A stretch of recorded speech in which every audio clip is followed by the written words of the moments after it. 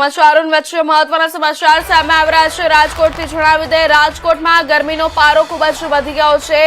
જેને લઈને રાજકોટ મનપા દ્વારા નવતર પ્રયાસ કરવામાં આવ્યો છે। મનપા દ્વારા નવતર પ્રયાસ કરવામાં આવ્યો છે। રાજકોટમાં ગરમીને કારણે મહાનગરપાલિકા દ્વારા નાગરિકો માટે, લોકો માટે એક નવતર પ્રયાસ કરવામાં આવ્યો છે। લોકોને ખૂબ જ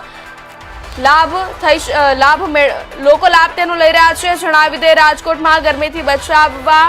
મનપાના પ્રયાસથી ત્રિકોણબાગ ચોક પર ગ્રીન કવર અને પાણીના ફુવારા, 42 ડિગ્રી ગરમી વચ્ચે રાજકોટ મનપાનું કુલિંગ પ્લાન। ઉનાળો પૂરો થવા આવ્યો પછી મનપાને પ્રજાની ચિંતા, અધિકારીઓને તડકો લાગ્યો પછી જ સુવિધા। મહત્વના સમાચાર જણાવી દે, રાજકોટથી રાજકોટમાં ગરમીનો પારો ખૂબ જ વધી ગયો છે। છેલ્લા કેટલાક દિવસોથી તાપમાનનો પારો સતત 42 ડિગ્રીની આસપાસ કે તેથી વધુ રહ્યો છે। આકરી ગરમીને ધ્યાનમાં રાખીને રાજકોટ મહાનગરપાલિકા દ્વારા એલર્ટ પણ જાહેર કરવામાં આવ્યું છે।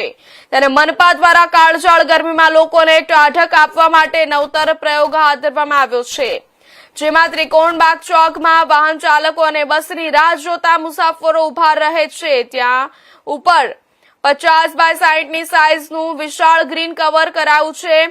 એટલું જ નહીં, ઠંડી હવા માટે પાણીના ફુવારા પણ ત્યાં મૂકવામાં આવ્યા છે। અહીં સૌથી મહત્વની વાત એ છે કે ઉનાળો પૂરો થવાને હવે ગણતરીના દિવસો બાકી છે, ત્યારે રાજકોટ મહાનગરપાલિકા દ્વારા કેમ પહેલા સુવિધા ઊભી ન કરાઈ અને હવે ઉનાળો પૂરો થવાને આરે છે, ત્યારે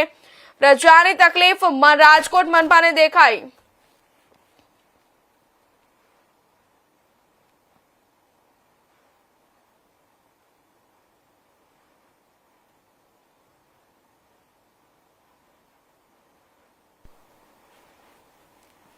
આ સમાચાર પર વધુ વિગતવાર માહિતી આપવા માટે આપણી સાથે સંવાદદાતા જોડાઈ ચૂક્યા છે રાજકોટથી પ્રતિક લીંબાણી। જી પ્રતિક, રાજકોટમાં જે ગરમીનો પારો વધ્યો છે અને મનપા દ્વારા જે નવતર પ્રયાસ કરવામાં આવ્યો છે, પરંતુ એ પ્રયાસ કરવામાં ઘણા મોડા પડ્યા છે, તો તે વિશે તમે શું કહેશો? મહાનગરપાલિકાએ છે તે ઉનાળાથી લોકોને રાહત કરે તેના માટે ગરમીથી રાહત મળે તે માટે એક નવતર પ્રયત્ન આજે ત્રિકોણબાગ રાજકોટ ત્રિકોણબાગ વિસ્તાર છે, ત્યાં અત્યારે લીલી જાજમ અને જે કહેવાય ફુવારા ઉભા કરવામાં આવ્યું છે। ટ્રાફિક સિગ્નલ ઉપર ખાસ કરીને આ સુવિધા છે તે ઉભી કરવામાં આવી છે, કારણ કે બપોરના સમય છે ટ્રાફિક સિગ્નલ ઉપર જે રાહદારી ઉભા રહેતા હોય છે તેને ક્યાંક તકલીફો, જે ભારે ગરમીને કારણે તકલીફોનો સામનો કરવો પડતો હોય છે, ડિહાઇડ્રેશન જેવી તકલીફો છે તેને થતી હોય છે। ત્યારે આવી સુવિધા જે કહેવાય કે તકલીફોને ધ્યાને રાખી રાજકોટ મહાનગરપાલિકાએ જે નવતર પ્રયોગ છે તે કર્યો છે, પણ ક્યાંક આ નવતર પ્રયોગ છે જે લોકો માટે એક ચર્ચાનો વિષય બન્યો છે, કારણ કે જે રીતે આ નવતર પ્રયોગ જે કરવામાં આવ્યો છે રાજકોટ મહાનગરપાલિકાએ જે અંતમાં કરવામાં આવ્યો છે। મહત્વની વાત છે કે આખો ઉનાળાના જે 3 મહિના વીતી ગયા છે રાજકોટ મહાનગરપાલિકાને દેખાણું નથી, અને જે હવે રાજકોટ જે કહેવાય કે 1 મહિનો જયારે 1 મહિનો પણ ના કહી શકાય, 20 દિવસ જેવી જે ઉનાળાની પૂર્ણ થવાની દિવસો છે, ત્યારે આ અત્યારે પ્રયોગ છે તે કર્યો છે નવતર પ્રયોગ, ત્યારે જેથી લોકોમાં ચર્ચાનો વિષય છે કે ભાઈ જો તમારે કરવું નથી, લોકોની પ્રજાની તમને જો પડી જ હતી તો ચિંતા જ હતી, તો તમારે આ જે નવતર પ્રયોગ છે તે વહેલા કરવાની જરૂર હતી, પણ ક્યાંક આ નવતર પ્રયોગ છે જે ઉનાળાના અંતમાં કર્યો છે, જેથી એક લોકો માટે સારી બાબત છે, લોકોની સુખાકારી માટે સારી વાત છે, પણ ક્યાંક હાલ અત્યારે આજે જે બુદ્ધિનું પ્રદર્શન જે રાજકોટ મહાનગરપાલિકાએ કર્યું છે તે લોકો એક તરફ હસી કરી રહ્યા છે અને બીજી તરફ જે પોતાના ટેક્સના પૈસા છે એને સારી જગ્યાએ વપરાઈ રહી છે, એ માટે અત્યારે ખુશી કરવા વ્યક્ત કરી છે। જી પ્રતિક, ગરમીના મામલે અને જે મનપા દ્વારા જે સુવિધા કરવામાં આવી છે એ મામલે નાગરિકો કેવો લાભ લઈ રહ્યા છે અને તેમની શું પ્રતિક્રિયા રહી છે, તેમાં શું ચર્ચાઓ થઈ રહી છે? જે રીતે વાત કરવામાં આવે તો જે 42 ડિગ્રીના પાર જે ઉનાળાની શરૂઆતમાં જે રાજકોટનું તાપમાન છે તે નોંધાયું હતું। આમ તો વાત કરીએ તો જયારે ઉનાળો શરૂ થયો ત્યારથી રાજકોટનું તાપમાન છે તો દિવસે ને દિવસે ઊંચું થયું, ત્યારે ગુજરાત રાજ્યની સૌથી ગરમ સિટી રાજકોટને રીતે માનવામાં આવી છે। હવામાન વિભાગ દ્વારા પણ જે કહેવાય કે આગામી દિવસોમાં જે સૌરાષ્ટ્રના કેટલાક ભાગો છે તેને હીટવેવ માવઠાની આગાહી છે તે વ્યક્ત કરવામાં આવી છે, ત્યારે અત્યારે જે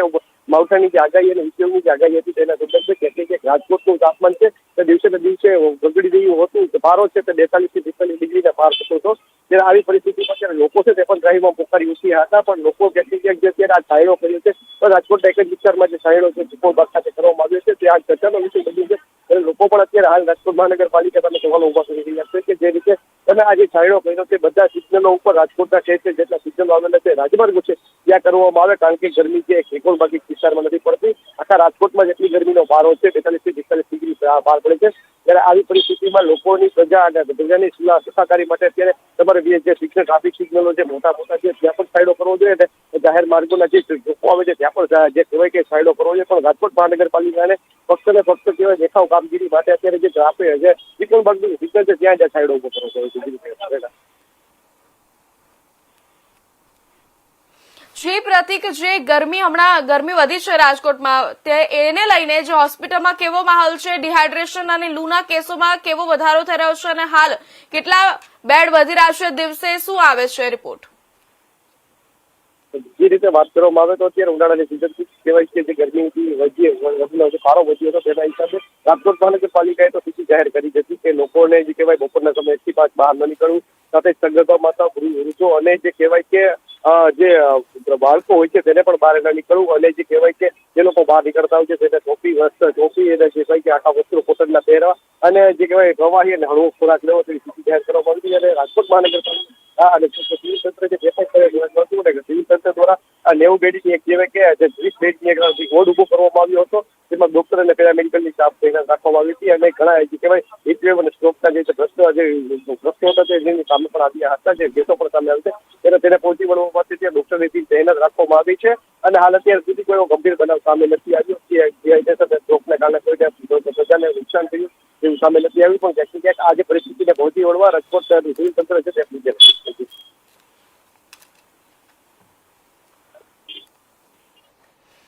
ધન્યવાદ પ્રતિક, માહિતી બદલ.